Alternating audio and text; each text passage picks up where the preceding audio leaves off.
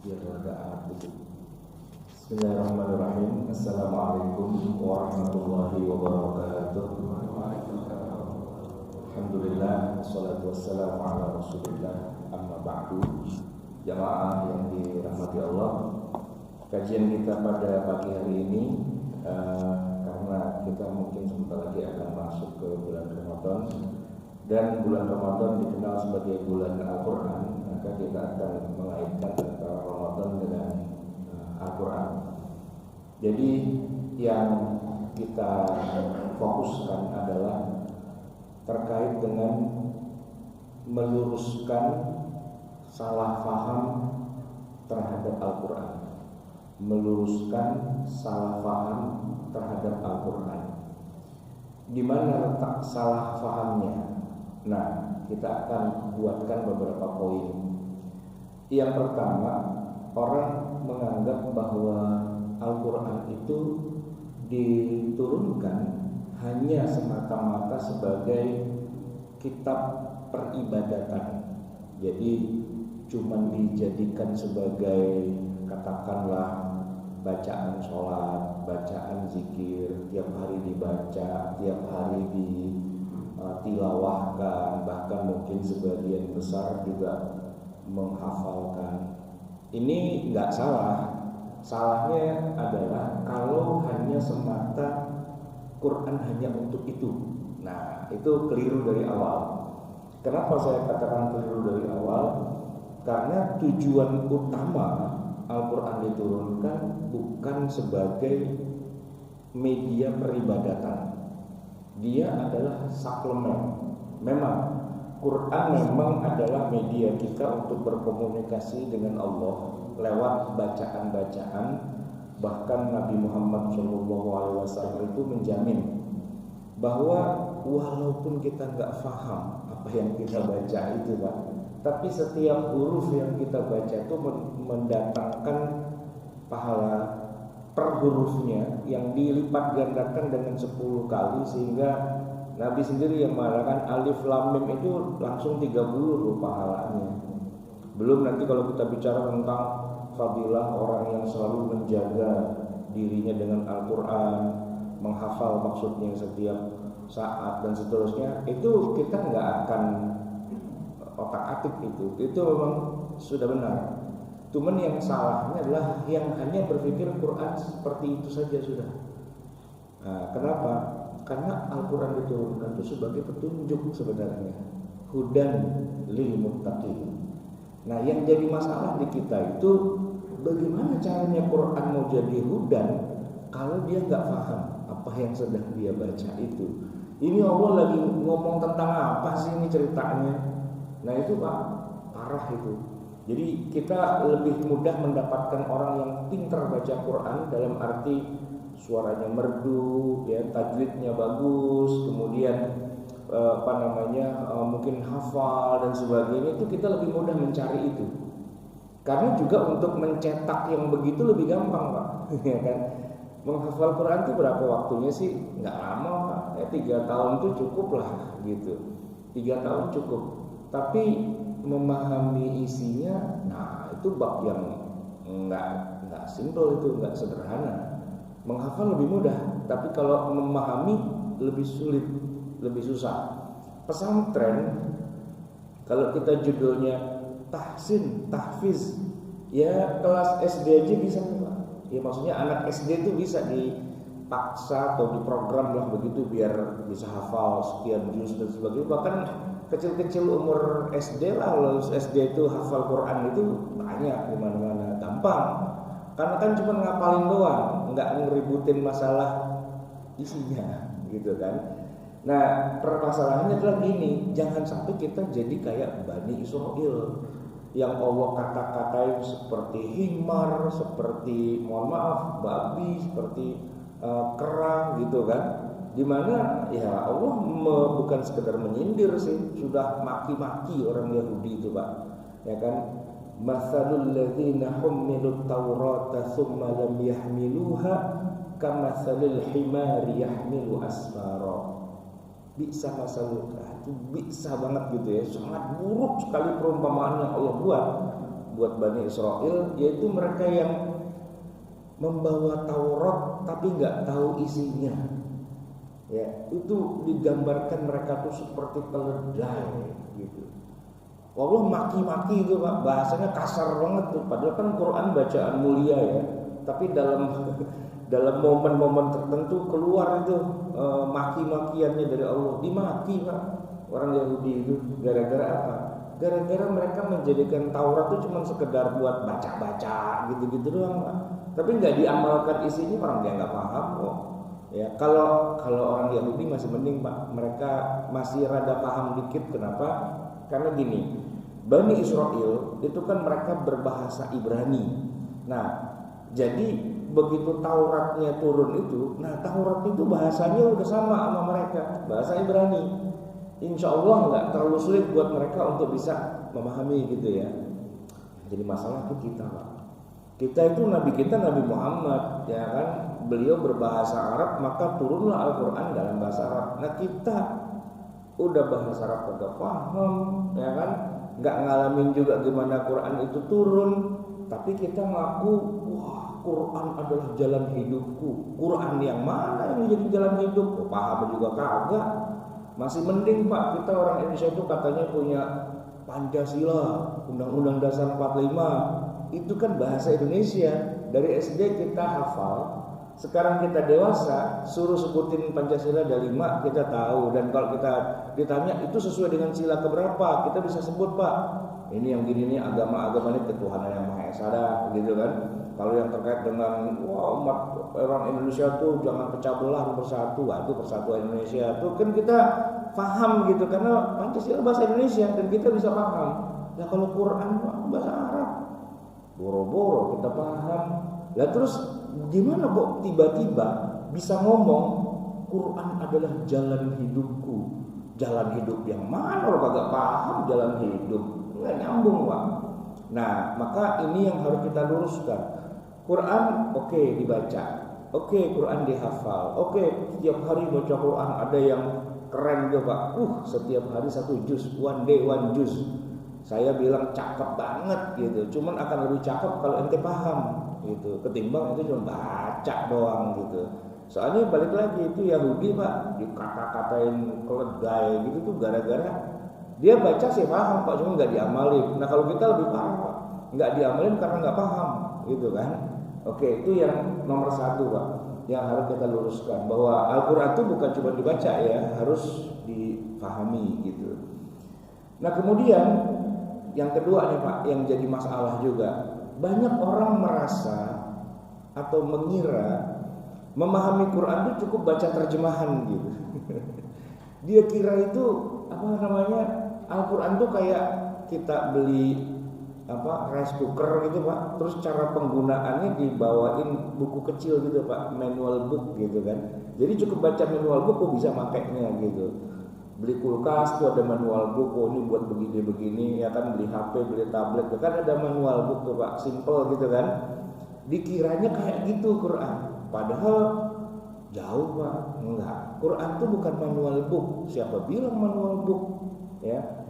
Jadi gini, gak mentang-mentang orang itu bisa bahasa Arab lantas dia tuh ngerti Quran. Enggak, jauh gitu.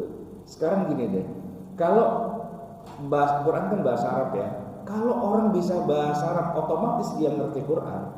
Harusnya Pak 300 juta bangsa Arab di dunia ini sekarang ada kira-kira 300 juta gitu ya pengguna bahasa Arab.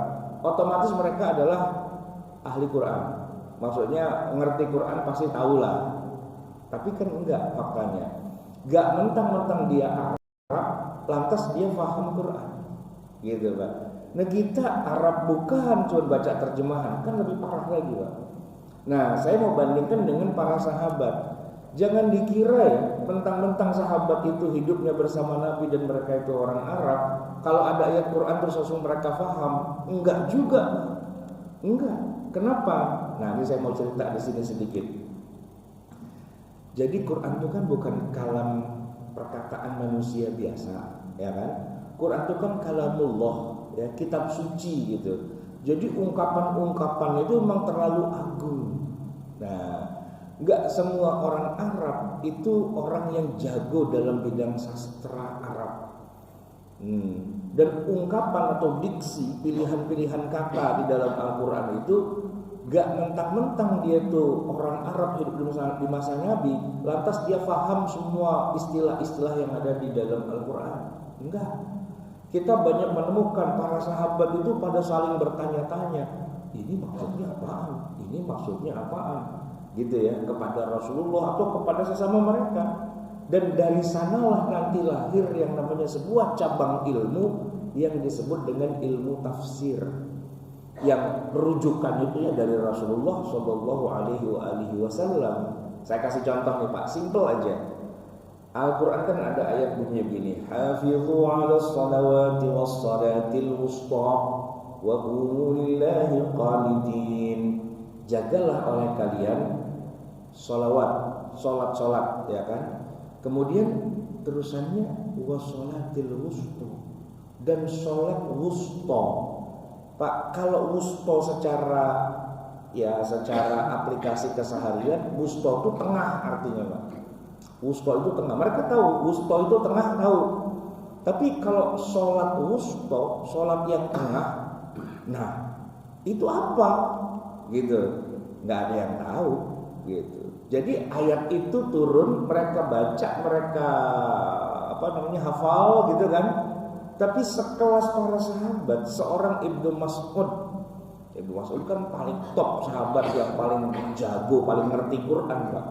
Dia aja geleng nih, nggak tahu sholatul wusta apaan, nggak tahu. Terpaksanya lah dia datang kepada Nabi dan bertanya, ya Rasul, hafidhu ala sholawat, kita disuruh menjaga sholat, oke. Tapi kalau yang sholatul wusta itu sholat apaan? Gitu. Di situ kemudian Nabi menjelaskan, oh itu maksudnya sholat asar. Oh, sholat wusta, sholat asar. Ditulis itu sama Abdullah bin Mas'ud, ya kan?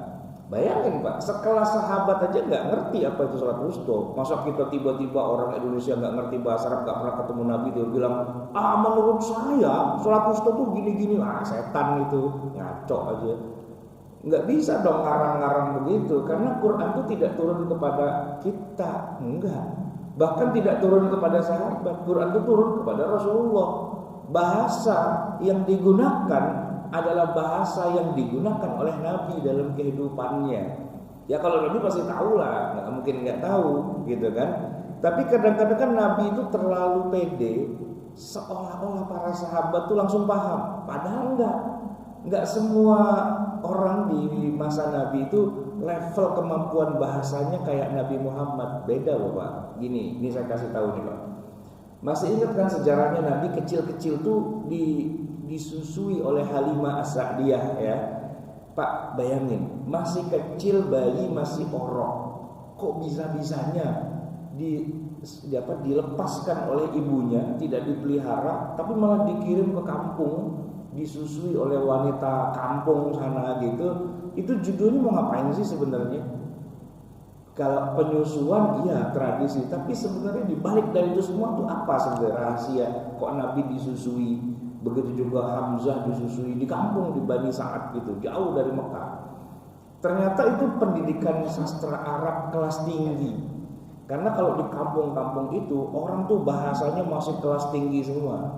Beda dengan orang di Mekah yang bahasanya boleh dibilang sudah bahasa merakyat lah gitu. Kalau di kita kan kebalik ya Pak ya. Kalau bahasa Jawa nih contohnya, makin ke pusat, makin ke Jogja, ke Solo, ke pusat keraton gitu kan, itu kan bahasanya makin tinggi gitu kan, makin kromo inggil gitu.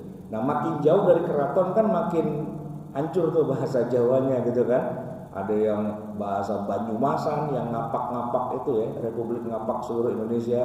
Nah ada juga yang udah sampai ke Surabaya, Jawa Timur yang bahasanya udah rada. Nah makin ke pusat tuh makin bagus gitu kan, makin jauh dari keraton itu makin hancur gitu. Nah tapi kalau bahasa Arab kebalikannya, makin ke pusat Mekah itu makin hancur. Nah makin ke pedalaman, ke pelosok, sastranya orang-orang pelosok itu tinggi banget.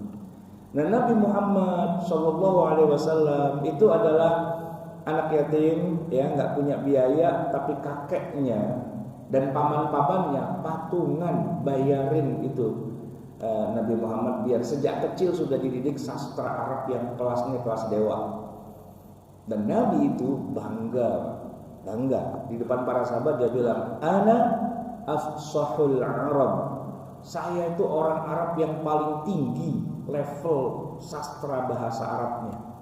Nah maka ketika Jibril turun kepada Nabi Muhammad, nah itu Pak bejaban gitu, ya kan? Kemampuan bahasanya Nabi Muhammad itu luar biasa. Ayat-ayat yang turun juga kelas dewa semua. Gitu. Nah, enggak semua sahabat level kemampuan bahasa Arabnya kayak Nabi. Ya, maka banyak kata-kata di dalam Al-Qur'an yang enggak nyambung, Pak. Sama nih kalau kita baca surat yang insya Allah sebentar lagi akan diulang-ulang kan, kutiba alaikumusiyam itu kan ada beberapa ayat yang membingungkan kita. Misalnya nih Pak, ketika Allah Subhanahu wa taala menyebutkan makanlah dan minumlah kamu, ya, sampai datang perbedaan yang jelas antara benang putih dan benang hitam. Wakulu washrabu hatta yatabayyana lakumul khaytul abyadu minal khaytil aswad. Jibril menurunkan ayat begitu aja, Nabi nggak nanya karena Nabi paham. Cuman jadi masalah di kalangan sahabat. Kita malam udah boleh makan minum. Tadinya malam tuh puasa juga Pak. Tapi setelah turun ayat itu udah boleh makan minum, cuman ada batas waktunya. Batas waktunya sampai apa? Sampai benang putih, benang hitam kelihatan perbedaannya. Itu Pak, tiap orang di malam itu bawa benang putih, bawa benang hitam. Ngider-ngider kemana gitu kan, bawa makan, hubungan sama suami istri itu bawa benang putih, benang hitam. Sampai ada yang nanya, ya Rasul, kita nih tiap hari pada bawa benang nih, maksudnya gimana? Puasa pakai benang begini? Nah, Nabi sudah menjelaskan, enggak, benang putih itu maksudnya siang, benang hitam itu maksudnya malam. Gitu. Nah, Quran sastranya tinggi banget. Dia nggak bilang siang, nggak bilang malam, bilangnya benang putih, benang hitam, beda, gitu, ya kan? Maksudnya apa kok Quran sampai gitu? Itu sastra tuh Pak, kelas tinggi, nggak terlalu merendah di bawah, sehingga kadang-kadang Nabi harus menjelaskan ulang maksudnya apa. Nah, sejak itu mereka baru paham, oh itu minal fajri ternyata. Turunlah ayat lagi itu terusannya Jibril menjelaskan, maka masuklah dalam ayat Al-Qur'an wa kulu washrabu hatta yatabayyana lakumul khaytul abyadu minal khaytil aswadi minal fajr. Harusnya Pak itu kalau kita potong aja itu enggak masalah tuh sebenarnya. Wa kulu washrabu hatta yatabayyana lakumul khaytul abyadu minal khaytil aswad itu kita potong aja. Wa kulu washrabu hatta al-fajr. Begitu aja kan selesai. Kenapa Quran muter-muter pakai benang putih, benang hitam? Karena sastranya tinggi banget Pak. Kenapa kok harus sastranya tinggi? Karena mau menantang orang-orang kafir yang memang di masa Nabi Muhammad itu mereka adalah pujangga-pujangga semua. Bahasanya juga tinggi juga. Quran datang dengan bahasa yang lebih tinggi lagi yang bikin mereka kelepek-kelepek untuk membuktikan bahwa ini benar datang dari Allah Subhanahu wa taala. Iya sih Pak, kelepek-kelepeknya iya orang kafirnya. Cuman kitanya kelepek-kelepek juga jadinya Pak. Saking tingginya tuh bahasa Al-Quran itu. Nah makanya penting banget akhirnya para sahabat konfirmasi ulang kepada Rasulullah. Ini maksudnya apa ya Rasul? Ini maksudnya apa ya Rasul? Ini maksudnya apa ya Rasul? Jamaah sekalian, hari ini kok ada orang gak ngerti sastra Arab, gak ngerti bahasa Arab, terus dia bilang Quran itu mudah malah loh, nggak bisa, susah gitu loh. Maka dibutuhkan sebuah cabang ilmu yang khusus mempelajari itu semua, mengkolek semua informasi dari Rasulullah SAW yang disebut dengan ilmu tafsir. Harus itu, wajib itu, nggak cukup hanya dengan baca terjemahan, nggak Pak. Ya terjemahan itu tafsir juga, tapi gini kira-kira, tafsir itu tebal, banyak. Satu kata itu bisa punya banyak multiple tafsir kan. Satu ayat itu bisa dipahami dengan berbagai macam sudut pandang. Nah, dari sekian banyak pilihan-pilihan itu pengen dibikin yang rada simple, lalu jadilah terjemah. Tapi Pak, tahu nggak? Asal tahu aja. Dari satu terjemah ke terjemah yang lain dalam Al-Quran itu nggak pernah sama.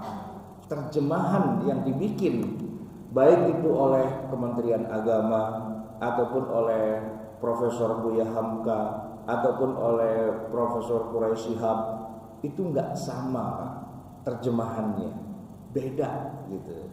Dan saya sekarang lagi nulis kitab tafsir, tiga terjemahan itu saya kutip gitu Pak, dan kita langsung tahu, langsung beda gitu. Bahkan masih satu sumber Kementerian Agama, kan itu tim kan menerjemah, itu mereka sudah melakukan 3 kali revisi. Yang terakhir tahun 2019. Kalau kita baca yang 2019 dengan sebelumnya dan sebelumnya lagi, 3 terjemahan itu beda-beda Pak. Jadi jangan dikira bahwa Quran itu adalah kayak semudah baca buku manual. Enggak.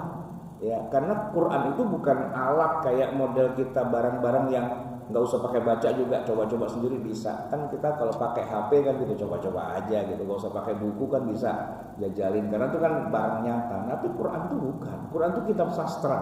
Bahasanya kelas dewa, ya kan? Turunnya 14 abad yang lalu di negeri Arab dengan ungkapan-ungkapan yang bahkan orang yang hidup di zaman Nabi aja belum tentu paham. Nah, bagaimana mungkin yang 14 abad kemudian di mana bahasa itu sudah mengalami perubahan, kata-katanya sama, tapi sesuai dengan perubahan zaman waktu, maka makna dari setiap kata itu kemudian mulai bergeser, nggak sesuai. Saya kasih contoh Pak, di Quran itu ada ayat yang selalu saja disalah tafsirkan oleh orang kita. Pernah dengar pasti Bapak ayatnya. Wal fitnatu asyaddu minal qatl. Pernah dengar kan Pak ayatnya? Fitnah itu lebih kejam dari pembunuhan. Ayatnya benar Pak. Terjemahannya juga insya Allah nggak salah. Tapi makna kata fitnah itu dari bahasa Arab diserap ke bahasa Indonesia itu mengalami pergeseran makna. Fitnah itu dalam bahasa Arab itu artinya bukan nuduh orang dengan tuduhan yang salah, bukan. Itu kita menyerap kata fitnah dari bahasa Arab masuk ke bahasa Indonesia dan kita kasih makna yang berbeda 180 derajat dari bahasa aslinya. Enggak, Pak. Fitnah dalam bahasa Arab artinya bukan menuduh orang. Enggak. Bukan. Bapak pasti pernah dengar kan fitnah kubur. Saya mau tanya Pak, fitnah kubur itu artinya apa coba? Siksa kubur kan? Apa menuduh orang di kuburan? Gitu. Enggak kan? Nah, fitnah dajjal apa maksudnya? Dajjal dituduh gitu maksudnya? Enggak. Kata fitnah itu ada di Quran, ya kan? Cuman Indonesia kita, bangsa kita menyerap istilah Arab itu ke Indonesia dan kita ganti maknanya menjadi menuduh orang. Nah, kacau nih Pak kasusnya. Kalau dikatakan wal fitnatu asyaddu minal qatl dan fitnah itu lebih kejam daripada pembunuhan, Pak, saya tanya, menuduh orang lebih kejam daripada membunuh. Berarti mendingan dibunuh aja bagaimana, Pak? Menuduh kan lebih kejam. Ya kan? Oh berarti kita tuduh aja itu lebih gede tuh dosanya daripada ngebunuh. Ya kalau gitu kita bunuh aja daripada kita cuma tuduh-tuduh doang. Persaingan politik antar calon presiden kan saling jelek-jelekin. Fitnah lo lebih kejam fitnah. Berarti datangin aja tancap jelek. Nah ini lebih mudah Pak. Quran yang bilang kenapa fitnah lebih kejam daripada pembunuhan, daripada kita tuduh mendingan kita bunuh aja ketahuan. Kan keliru Pak cara memahami ayat itu kan. Nggak benar kan? Nah itulah yang terjadi di tengah kita. Kita ini Pak, bahasa yang berkembang di zaman sekarang dengan bahasa yang ada di zaman Nabi, sama-sama masih bahasa Arabnya itu mengalami perubahan jauh. Saya kasih contoh nih Pak. Di dalam Al-Quran tuh ada ayat yang terkait dengan masalah tafaqquh fiddin. Liyatafaqahu fiddin. Tafaqquh dari kata faqiha yafqahu. Nah, di zaman kita sekarang ada sebuah nama cabang ilmu namanya ilmu fikih. Pertanyaannya, apakah kata tafaqquh fiddin, tafaqquh fiddin itu maksudnya adalah mempelajari ilmu fikih seperti yang kita kenal di zaman sekarang? Jawabannya tidak. Jawabannya tidak. Nah, balik lagi. Misalnya, Pak, di zaman Nabi orang yang sangat mendalami Al-Quran, kayak tadi Ibnu Mas'ud, ya, kayak Ibnu Abbas, kayak Ubay bin Ka'ab, kayak Zaid bin Thabit dan sebagainya, itu mereka disebut istilahnya tuh Pak qari. Tapi qari di zaman kita sekarang itu bukan orang yang memahami Quran, Pak, yang juara MTQ kelas nasional, yang kalau ada acara-acara dia baca Quran dengan suara yang indah gitu kan, dengan makomat, baca bayati, nahawan, jihar, karos dan sebagainya, tapi nggak paham. Nah di zaman kita sekarang qari itu ya tukang baca Quran dengan suara merdu walaupun nggak paham. Nah kalau di zaman sahabat disebut qari, itu adalah ulama yang sangat mengetahui hukum-hukum syariah, gitu. Makanya Nabi ketika menyebutkan siapa yang paling berhak menjadi imam, ya kan, ya ummul qaumu aqra'uhum, yang paling berhak untuk menjadi imam sholat itu adalah aqra'uhum. Nah aqra'uhum bermakna afqahuhum, orang yang paling faqih, yang paling luas ilmu agamanya. Ya kalau di zaman Nabi siapa itu? Abu Bakar. Kalau Abu Bakar wafat siapa itu? Umar. Umar wafat siapa berikutnya? Utsman, Ali. Itu sahabat-sahabat senior, afqahuhum gitu. Cuman Nabi nggak nyebut orang yang paling luas ilmu agamanya, karena istilah yang ada di zaman Nabi saat itu untuk orang yang mendalam dan luas ilmu agamanya disebutnya dengan qari, dan orang yang paling qari disebut aqra'uhum, orang yang paling luas ilmunya. Nah, itu dibaca di zaman sekarang oleh orang kita yang tahunya kalau qari yang bacanya paling bagus, maka dipilihlah yang jadi imam itu yang bacaannya paling bagus. Maksudnya bukan bacaannya, suaranya paling merdu, walaupun dia nggak ngerti apa-apa tentang hukum-hukum agama. Nah itu kebalik-balik jadinya, Pak, ya kan? Dan itu yang terjadi sekarang di banyak masjid itu, suara imamnya mah cakep-cakep, cuma kalau ditanya hukum agama dan sebagainya, ya mohon maaf aja, emang dia nggak belajar kan. Itu yang jadi masalah gitu. Sementara kalau kita perhatikan di zaman Nabi, siapa yang jadi imam sholat? Ya orang yang paling faqih, dan dialah yang memimpin negara. Abu Bakar itu orang paling ngerti agama. Wafat beliau ganti Umar, nah beliau yang paling ngerti agama, yang jadi imam tiap hari kan. Utsman, Ali dan para sahabat-sahabat yang mulia itu, mereka adalah orang-orang yang aqra'uhum, orang yang paling qari. Tapi maksudnya bukan qari tukang melantunkan bacaan Quran dengan suara merdu, bukan, tapi yang paling mendalam ilmunya. Nah, pergeseran makna ini terjadi, Pak. Oleh karena itu nggak bisa kita baca Quran hanya berdasarkan terjemah. Boleh terjemah itu kira-kira membantulah 20-30% pemahaman, tapi dia tidak menjadi penentu. Karena kemarin Kementerian Agama menerjemahkannya A, tapi kemudian berubah menjadi B, berubah menjadi C, itu baru Kementerian Agama. Ulama yang lain ketika menerjemahkan itu nggak sama. Pertanyaannya, kenapa kok nggak sama? Ya karena itu adalah kesimpulan dari tafsir yang sedemikian besar, diringkas, dipaksa diringkas. Akhirnya kalau ada pendapat-pendapat yang berbeda, yang mana ya yang enak saya pilih ya? Yang ini aja gitu Pak. Nah nanti yang lain meringkas dan mengambil kesimpulan, yang ini aja, yang ini aja. Jadi itu terjemah Al-Quran itu bisa membantu, tapi ingat dia tidak mengcover sebagian besar dari isi Al-Quran. Nah kalau kita mau dapat cover yang benar, ya tafsir kita baca. Dan kitab tafsir itu nggak cuma satu, Pak, ada puluhan, bahkan lebih dari 30 gitu ya yang tersedia dijual di kitab-kitab. Problematikanya cuma satu, Pak. Kitab tafsir itu rata-rata bahasa Arab. Dan kalau dia diterjemahkan ke bahasa Indonesia, ini jadi problem lagi, Pak. Kenapa? Gini, Pak. Kalau kitab tafsir itu kan adalah kitab yang sudah sangat spesifik ilmunya, namanya ilmu tafsir.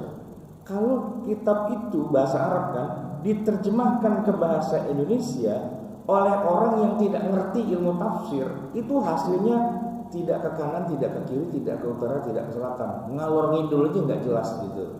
Kenapa? Karena ini kitab yang spesifik, ya, sebuah fan min fununil Islam, ilmu yang harusnya kalaupun ada yang mau menerjemahkan bahasa Indonesia, kapasitas si penerjemahnya harus mufassir juga. Nggak bisa dia orang yang sekedar baru lulus fakultas adab bisa bahasa Arab anak antum huwa humahiyahunna gitu, nggak bisa Pak. Karena apa? Nggak sesederhana itu menerjemahkan kitab yang level keilmuannya sudah spesifik. Saya kasih contoh Pak, buku textbook kedokteran ya yang ada di perpustakaan Fakultas Kedokteran UI itu banyak yang bahasa Inggris. Itu Pak, kalau buku itu kita salin, kita kasih ke Google Translate, itu hasilnya ngawur semua, nggak bisa diterjemahkan.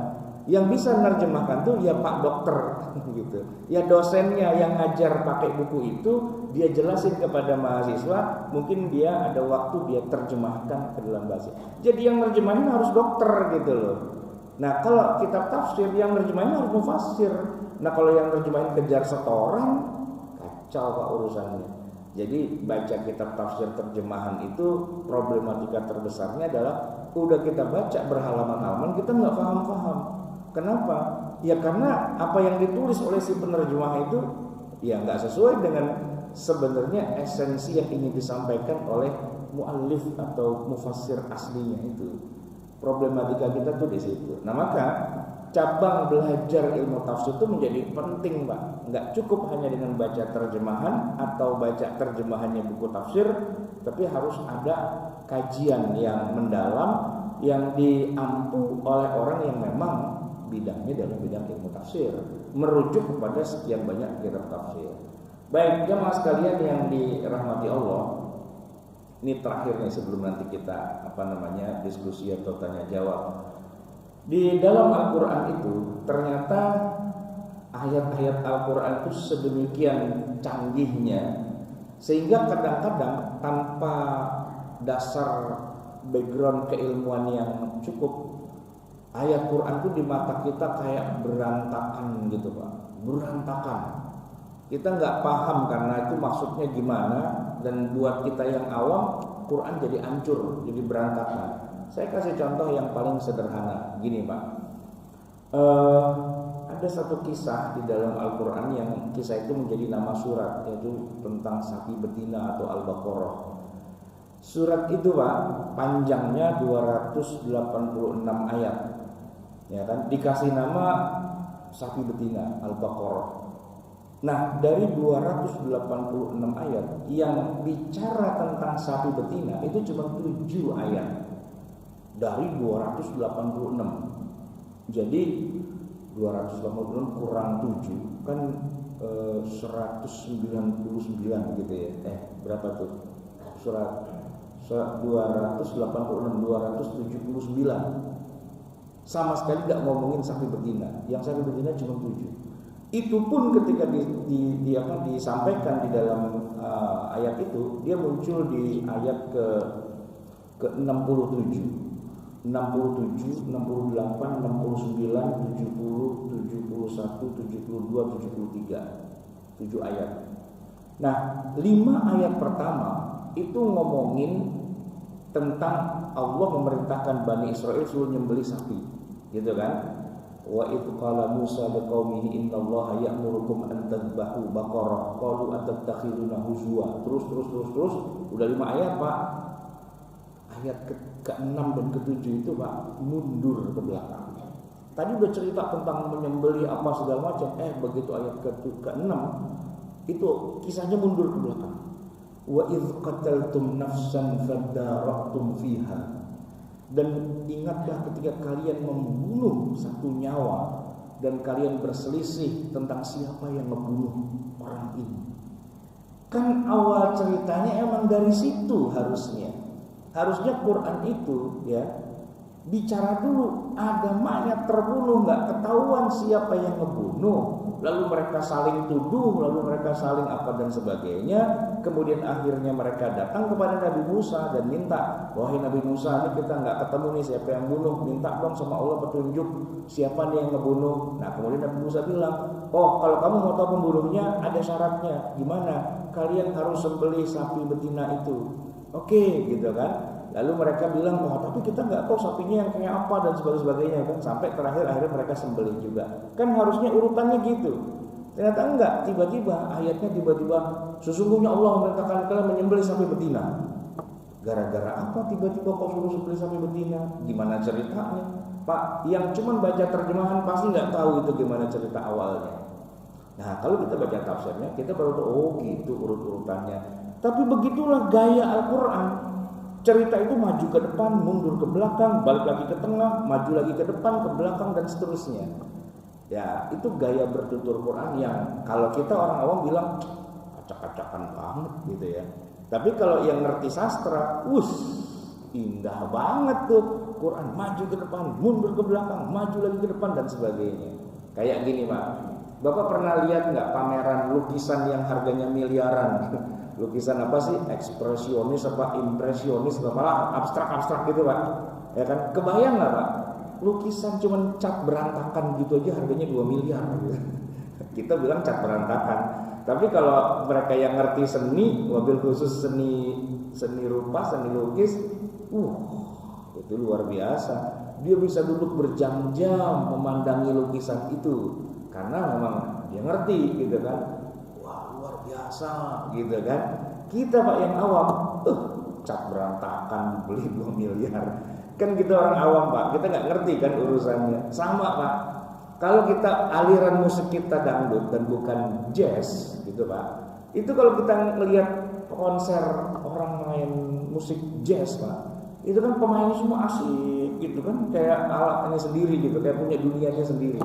Dan kalau kita bukan penonton jazz, bukan orang yang suka lagu jazz, apaan sih itu ngak-ngik-ngok begitu, apaan sih gitu, nggak nyambung kan, ya emang nggak paham gitu loh. Tapi kalau penggemar jazz, wah dia luar biasa itu. Ada konser jazz di luar negeri pun dia berangkat ke sana. Sama Pak dengan bola. Kalau yang hobi bola berangkat Pak dia ke Qatar, kan? Berangkat dia, nggak cukup gue cuma nonton siaran langsung, nggak, datang Pak ke Qatar. Buat saya nggak terlalu hobi bola Pak. Kalau cuma gitu doang, kan juga ada ntar di TV. Kan saya bilang begitu kan. Beda Ustaz, kita langsung lihat di sana, kita mengalami suasananya, aduh kayak gimana Piala Dunia itu. Datang Pak dia ke Qatar Pak, ngabisin duit puluhan juta, kan hotelnya mahal Pak, restorannya mahal, tiket pesawatnya mahal itu semua, ya kan? Kalau yang ngerti bola dan dia maniak, ya kesana Pak. Itu kebanggaan, ntar dia cerita sama orang-orang, gua ke Qatar, lihat bola, lihat ini dan sebagainya. Penggemar dong, ya kan? Kalau saya mah santai aja, ada Piala Dunia nggak ada juga, nothing tulus buat saya gitu kan, karena saya bukan penggemar gitu. Sama orang nggak ngerti Al-Quran ya dia menganggap sepele aja, wah Quran apaan isinya berantakan kayak gitu. Oh ya udah nggak apa-apa, Anda nggak ngerti biarin aja. Tapi kalau yang ngerti sastra itu kelompok-kelompok Pak gitu. Makanya orang Arab itu Pak, aduh kacau itu Pak, mereka itu di hati mereka kagum banget dengan Quran karena sastranya indah, kagum banget. Walaupun secara penampilan keseharian gengsi dong mengakui Nabi Muhammad sebagai nabi gitu kan.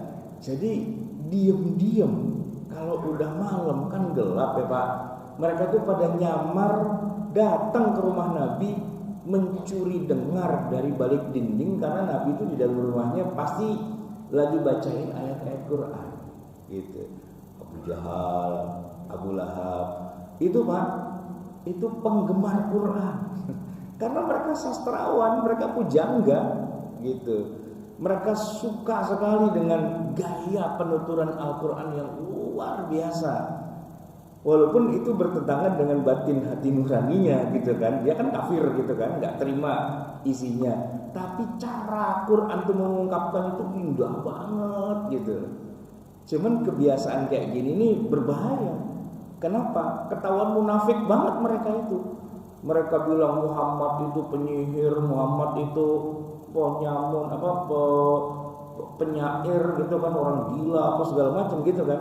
Tapi di sisi yang lain mereka tuh pengagum berat Pak Al-Quran itu. Sampai-sampai akhirnya ya itu. Ya zaman segitu untung belum ada headset Pak ya. Kalau ada tiap hari dengerin Quran dia itu. Karena dia menikmati Pak, ya kan? Kalau kita kan harus diiming-imingi dengan pahala. Kenapa? Karena kita nggak menikmati, ya kan? Dengerin Quran itu atau baca Quran tuh pakai pahala. Kalau nggak dikasih pahala, enggak gitu kan? Tapi kalau Abu Jahal, Abu Lahab, Abu Sufyan, orang-orang musyrikin Mekah itu, mereka tuh tiap hari dengerin Quran.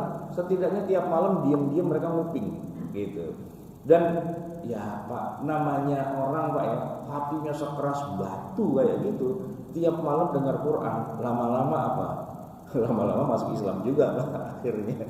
Lama-lama itu para sahabat Nabi yang mulia, itu kan rata-rata mereka orang kafir dulu sebelumnya Pak. Profesi mereka jadi kafir dulu. Umar tuh kafir dulu Pak sebelumnya. Sebelum jadi Umar bin Khattab yang sangat terkenal itu Pak. Emang dia apa kerjaannya? Ya, musuhin Nabi Muhammad. Bahkan puncak dari itu semua kan ketika Umar itu mau bunuh Nabi, ternyata kata orang-orang di situ, "Mar, ente ngapain ngurusin Nabi Muhammad yang ente mau bunuh? No, adek lo no, udah masuk Islam." Gitu. Umar punya adik masuk Islam, datengin kan? Benar, adiknya lagi baca Quran, lagi baca surat Toha, ma anzalna alaikal Qur'ana litashqa dan seterusnya itu kan. Itu Pak, dibacakan ayat itu, Umar menitikkan air mata. Apa itu air mata apa? Paham Pak, ngerti, indah banget Quran menyebutkannya. Maka Umar bilang, saya tetap akan ke tempatnya Muhammad, tapi beda, saya mau menyatakan diri masuk Islam. Nah, bukan mau ngebunuh. Datanglah Umar ke rumah Nabi. Di situ kan para sahabat lagi pada kumpul. Gedor-gedor pintunya Pak. Umar kan, gedor-gedornya pintu tuh pakai gagangnya pedang tuh Pak. Dok dok dok dok dok gitu. Ya, sahabat pada ngintip. Umar gitu. Pada mundur. Untung ada Hamzah. Enggak apa-apa, bukain aja. Kalau dia mau kebaikan kita kasih, dia mau keburukan kita kasih juga. Gitu. Lu jual gue beli. Hamzah kan umurnya lebih senior dari Umar kan. Begitu dibuka, "Mau apa ente?" Kata Umar, "Mau masuk Islam." Masuk. Baca syahadat Pak. Itu Umar tuh jatuh cintanya pada Islam tuh ya tiap hari dengerin Quran dan paham dan merasuk walaupun awalnya dia benci. Tapi lama-lama dipikir-pikir itu benar semua sih pada akhirnya. Mulai dari yang memahami dan menghayati indahnya Quran itu kan. Nah, problematikanya kita Pak, di situ justru kan kita nggak bisa bahasa Arab satu, yang kedua nggak menguasai sastranya gitu kan. Jadi di mana letak indahnya Quran di mata kita? Nggak ada indah-indahnya, nggak paham. Makanya banyak orang kalau dengerin Quran kan jadi ngantuk ya kan. Mau tidur nih insomnia, nyalain aja kaset tilawah gitu, ntar juga tidur gitu kan. Kenapa? Ya cuman kayak orang didongengin doang apa nggak paham gitu. Nah kalau orang Arab jahiliyah ngantuk-ngantuk di setelin Quran, melek Pak dia melotot, cakep banget gitu karena dia paham, dia menguasai. Problem kita tuh di situ Pak. Oke? Nah maka solusinya gimana biar kita bisa cinta Quran? Ya bukan diiming-imingi dengan pahala melulu Pak, enggak. Ayo dong dibuka. Ya singkapnya itu disingkap gitu kan. Nah, rahasia keindahan Al-Qur'an itu di mana? Ya mesti dikasih tahu Pak. Kalau enggak bisa. Ya kayak gini lah Pak. Tadinya anak saya waktu masih kecil tuh, dia kalau doyan biasa anak kecil ya, kalau doyan makanan satu untuk aja udah. Ya kan? Itu aja ayam goreng aja tiap hari kan, nggak ada makanan sekali ayam goreng gitu kan. Nah saya sebagai bapaknya merasa bertanggung jawab bahwa Indonesia itu kaya dengan cita rasa makanan. Mulailah sedikit-sedikit saya perkenalkan gitu kan dengan kuliner khas Indonesia. Kita ke daerah, kita ke luar kota kemana, nih loh ada makanan enak, nih loh ada makanan enak itu Pak. Dan alhamdulillah Pak, kaderisasi saya berlangsung dengan baik. Anak saya termasuk pencinta kuliner yang bermacam-macam. Nggak ada makanan yang nggak enak di lidahnya dia. Mau makanan Sunda enak, mau makanan Jawa Tengah enak, Jawa Timur enak, makanan Arab enak, makanan Cina enak karena jadi ya itu jadi next Carlos gitu semuanya enak gitu kan, maknyus semua. Kan harus dibuka gitu Pak. Nah Quran tuh gitu juga. Nih loh indahnya ayat ini di sini nih gitu kan, kehebatannya tuh di sini. Biar kita tahu luar biasa kalau gitu ya. Iya, memang tiap hari udah kita baca, ibarat kata tiap hari kita lewat situ, cuman kita nggak ngeh aja. Padahal di situ tuh ada kehebatan yang luar biasa. Nah, itu yang jadi tantangan kita sekarang. Bagaimana caranya mengungkap ya keindahan-keindahan Quran lewat kajian-kajian tafsir biar begitu kita baca ayat itu atau kita dengar, itu ayat luar biasa, di hati saya nempel gitu kan. Nah, kecintaan pada Quran itu mulainya dari situ seharusnya, bukan dipaksa cinta Quran gitu. Tapi begitu ayatnya dibaca kita tuh paham, kan lucu, ya kan. Nah, memahami Al-Quran itu memang banyak tantangannya. Itulah yang harus kita hadapi sekarang, khususnya kita menjelang bulan Ramadan, kita baca Quran, kita khatamkan, dan yang penting lagi kita pahami, kita perdalam. Semoga bermanfaat. Hadanallahu wa iyyakum ajma'in. Wassalamualaikum warahmatullahi wabarakatuh. Ya, saya tadi tentang memahami Al-Quran dari jamaah, mungkin ada yang bertanya. Silakan. Kalau saya bedanya nggak sih? Ya boleh lah. Dan saya kan dulu misalnya setiap hari itu kan kalau di sholat itu diputerin Al-Quran biar harapan itu anak-anak mendengar. Cuma kadang-kadang ada yang itu kita ngomong Al-Quran tuh Al-Quran diputerin tapi kita nggak dengerin gitu. Kadang-kadang ada jadi kadang-kadang masih ada kontroversi antara dulu diputerin tapi kok istilahnya itu kan berharapnya supaya anak-anak sih denger daripada, tapi kadang-kadang ada gimana kalau lagu nasional, cuma kalau lagu nasional anak-anak nggak hafal juga gitu, atau lagu Islami gitu. Cuma kadang-kadang nah itu kadang-kadang masih bingung, udah masih diputerin aja, kalau gitu jadi bingung saya. Jadi menurut Ustaz itu sebaiknya gimana ya buat anak-anak yang level SD, apakah tetap diputerin lagu apa namanya ayat Al-Quran, tapi katanya nggak boleh diputerin tapi kita masih jalan dan mendengarkan gitu, atau gimana Ustaz? Itu pertanyaan saya pertama itu aja. Mungkin jamaah yang mau bertanya kami silakan. Saya jawab dulu. Oh iya. Iya. Ini waktu ada peringatan 17 Agustus atau kalau nggak salah ya, itu kan ada siaran langsung dari istana tuh, ya. Terus ada artis kecil yang nyanyi Ojo dibandingke gitu ya. Itu 17 Agustus apa sih itu waktu itu? Viral se-Indonesia itu Pak, ya kan? Viral. Ini mana-mana kalau ada lagu itu orang pada langsung joget gitu kan.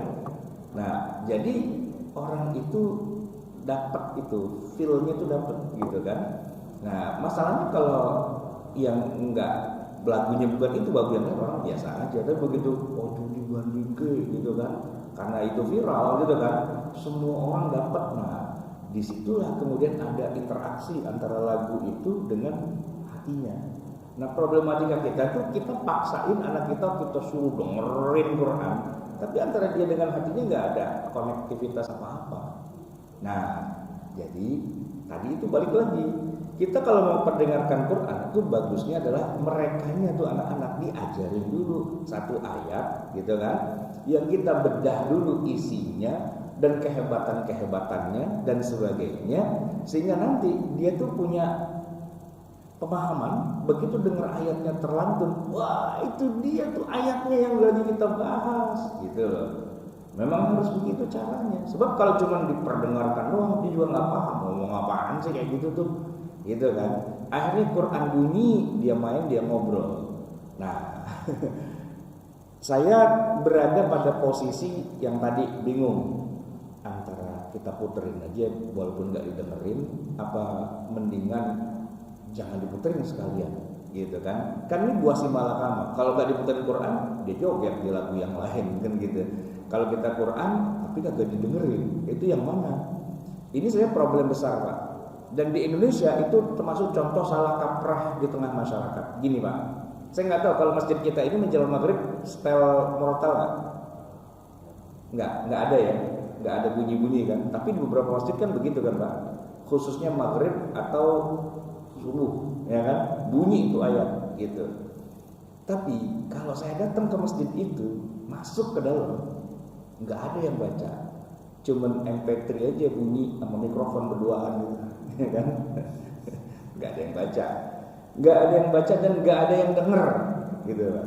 Quran bunyi aja gitu. Sekarang saya tanya Pak, hormat nggak sih kita sama Quran? Dibunyiin, tapi nggak didengerin, gitu. Ya beda-beda orang cara memahaminya. Yang lain bilang daripada lu setel dangdut atau lu setel koplo, mendingan lu setel Quran, ketahuan gitu kan. Didengerin nggak didengerin, pokoknya bunyi suasana, aduh menjelang maghrib nih gitu kan, gitu. Nah tapi yang lain bilang nggak sopan nanti sama Quran, setel kagak didengerin gitu kan. Nah ini Pak, kita nih gara-gara kita kopas dari Mesir. Di Mesir gitu juga Pak. Saya di di Masjid Al Azhar ya, di Masjid Al Husain kan Khalili lagi belanja tuh Pak, kaki lima biasa lah gitu kan. Menjelang asar tiba-tiba terdengar suara kaset murattal kayak kita di Indonesia. Saya kaget, itu suara bacaan murattal kayak orang mau maghrib apa ini maghrib? Enggak, ini menjelang asar.